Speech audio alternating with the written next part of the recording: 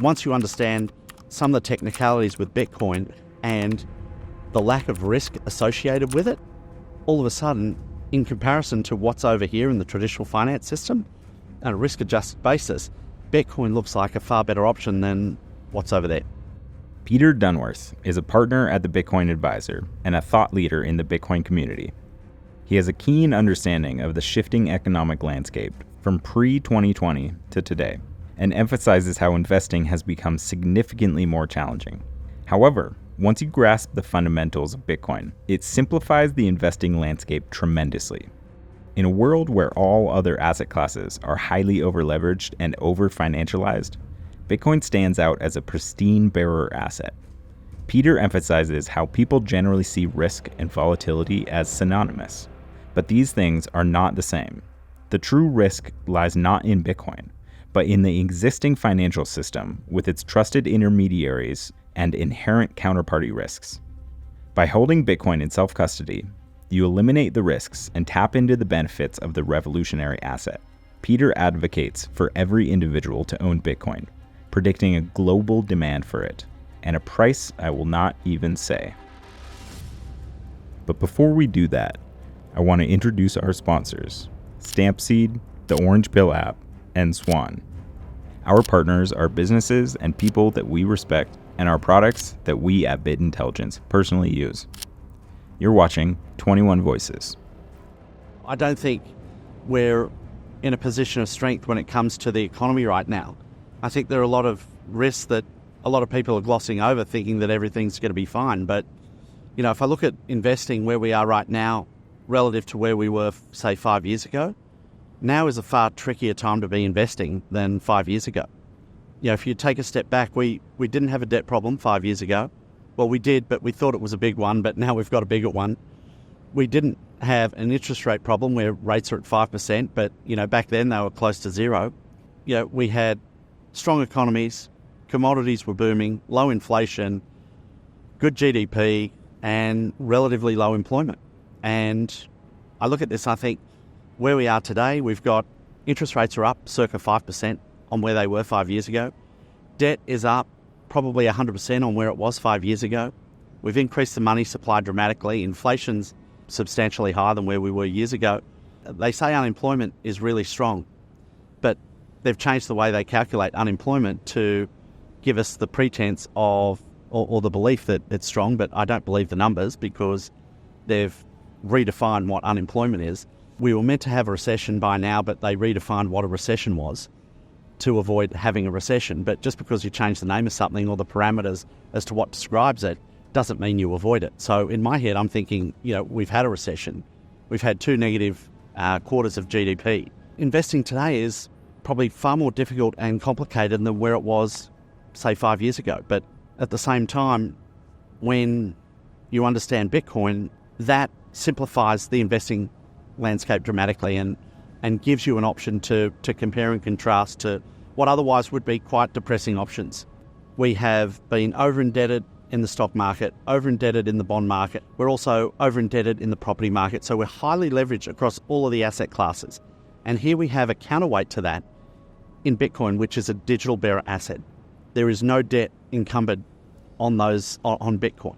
And so I literally look at this and I think, well, we've over-financialized property, we've over-financialized stocks, we've got all types of securitization that's packaged up financial products to chop and change and mix and match these things so that we can recombine and on-sell these bastardized products.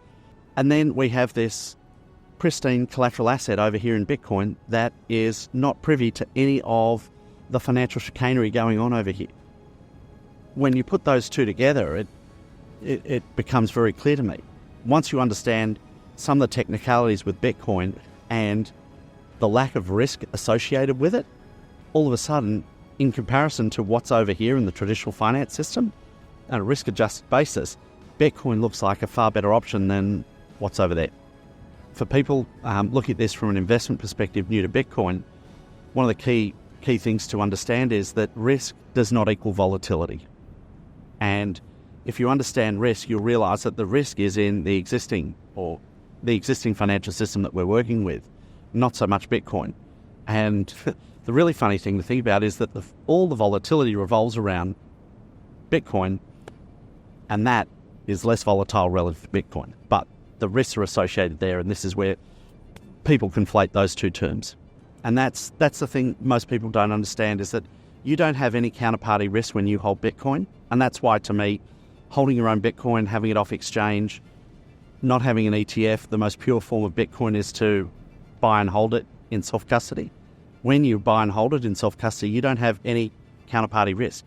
And this is what the entire legacy financial system is built on, is counterparty risk, because you're relying on third parties for what you have. And this is probably one of the most difficult things to get around. And, people new to Bitcoin say, oh, but, there's no CEO, or there's no one behind Bitcoin, or there's no government, backing of it. And to me, that's the feature, not the bug. I know there's a demand for every human on Earth for Bitcoin at some point in time. They might not know it yet, but there will be demand for, the world to have Bitcoin, and everyone will have that requirement. Then you layer on top of that every corporation, every government, every charity, every church, every religious group. There's going to be desires are infinite, but the supply is capped at 21 million. So, and if we think that, there's going to be a lot of coins that never see the light of day again, I'd probably put that number at close to 10 million. A lot in cold storage. There's only 1.8 million on exchange right now. I'm not sure what that number equates to, but there's very few coins available for what's coming down the road. I think it's an infinitely better asset than gold. So let's just say it's 10 times better than gold, dollar-wise. 15 trillion market cap should be 150 trillion market cap held in Bitcoin v gold. You look at the monetary premium that extends to mean of exchange. There's 100 trillion in money per se globally. I think Bitcoin's a better money than money that exists presently. It's just not widely acknowledged as that or accepted. And to be fair, why would you want to use Bitcoin if that's going up 10 times every 4 years versus holding your cash? There's no way anyone would take that trade. And the final thing, and this is to me the biggest part, is that Bitcoin being a firm unit of account means that we know exactly what we've got. And this is where, when you benchmark to Bitcoin, it's a much more rigid system and finite system to benchmark to, rather than US dollars. Because when you're benchmarking to US dollars, you don't know how much US dollar is in the system. They can create US dollars overnight through the expansion of the credit system, and you will never know what percentage of that monetary network you own. Whereas Bitcoin, you'll know exactly the percentage of the monetary network you own, because you can verify that yourself. And that, to me, is just the tip of the iceberg when it comes to how can Bitcoin hold more value than what's in the world, because you need to understand that there's a monetary premium attached to Bitcoin. Not only can it do the store of value, mean of exchange, and unit of account, when you have those three functions of money competing for space on the Bitcoin blockchain, that's where the magic happens, and that's where you get the monetary premium. And there is a premium given to you for optionality. And the interesting thing about this is that Bitcoin doesn't only give you optionality now, but it gives you optionality through the entirety of time into the future.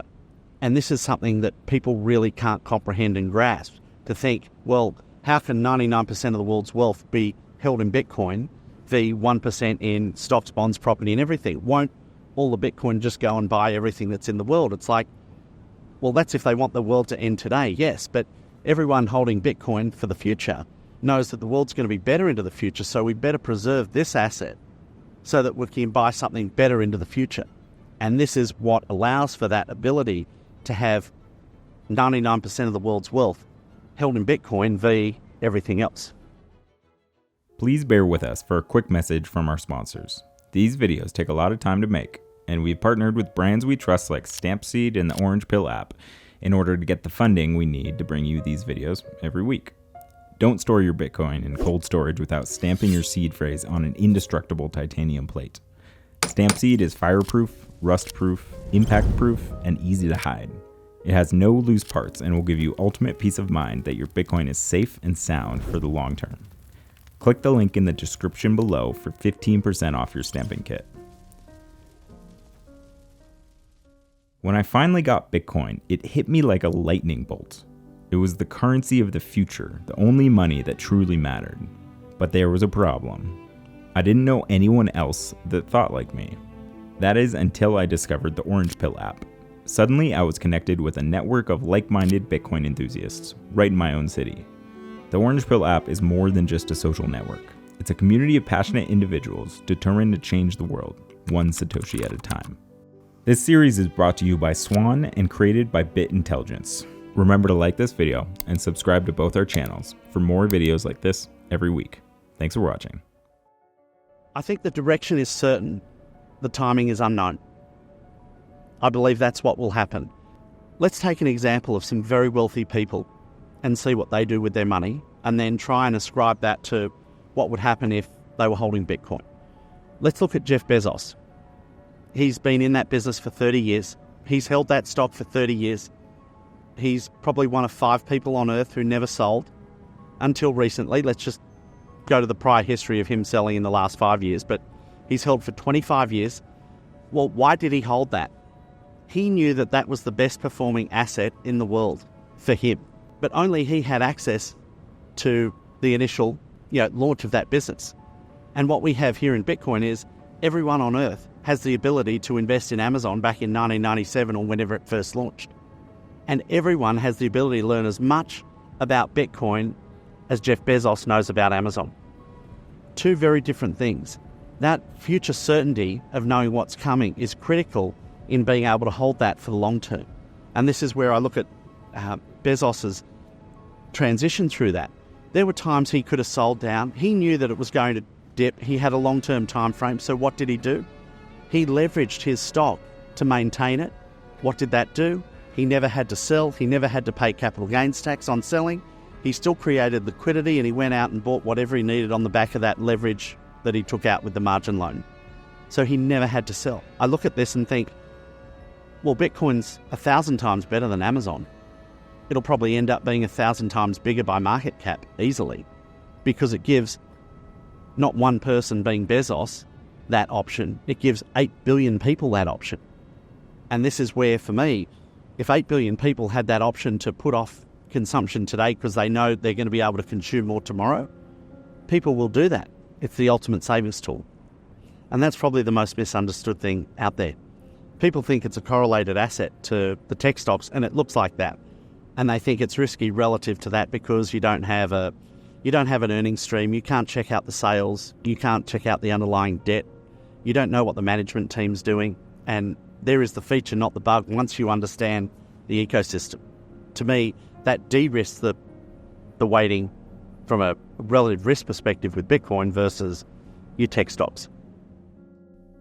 Peter reminds us that our current fiat currency system lacks transparency for proper benchmarking. No one knows exactly how much currency is in circulation, leading to a game of pricing and spending.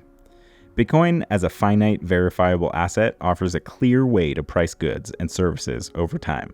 This long-term certainty allows individuals to save effectively, transforming Bitcoin into the pristine asset that people want to protect and hold for many generations. When people can trust that saving today means more purchasing power tomorrow, they will inevitably choose to defer their consumption.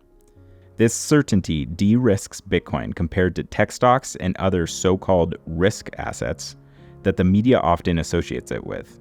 It's only a matter of time before a large majority of the world is clued into this phenomena, and thus lies the opportunity. Stay tuned and remember to subscribe for the latest recaps, insights, and films about all things Bitcoin. This is 21 Voices. If you want to watch another episode, try this one here.